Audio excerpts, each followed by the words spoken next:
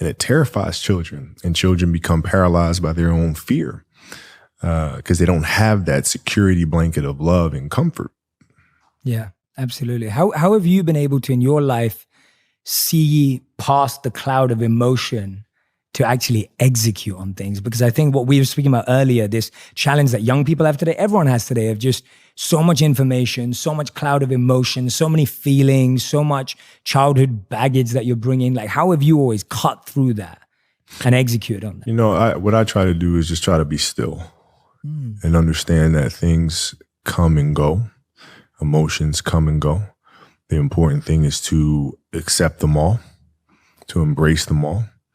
And then you can choose to do with them what you want versus being controlled by emotion.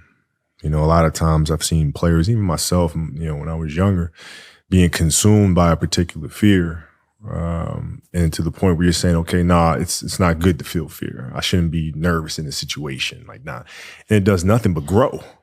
Versus stepping back and saying, yeah, I am nervous about the situation. Yeah, I am fearful about the situation. Well, what am I afraid of? And then you kind of unpack it. And then it gives you the ability to look at it for really what it is, which is nothing more than your imagination running its course, you know? Yeah, absolutely. Yeah, I love that, because what you're saying is that when you're dealing with something, it's almost like, how can I get to the root of it? Yeah. Because sometimes what we're dealing with, like you're saying, it's an imagination, an illusion. It's not really...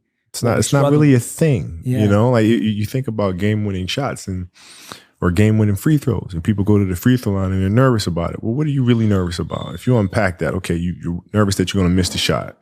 All right. So you miss the shot. Then what happens? People are going to be embarrassed. You're going to be embarrassed because thousands of people, millions of people see you miss the shot. All right. And then what? People are going to talk bad about you. Okay. Right. And so you're looking at it and go, are those things even important?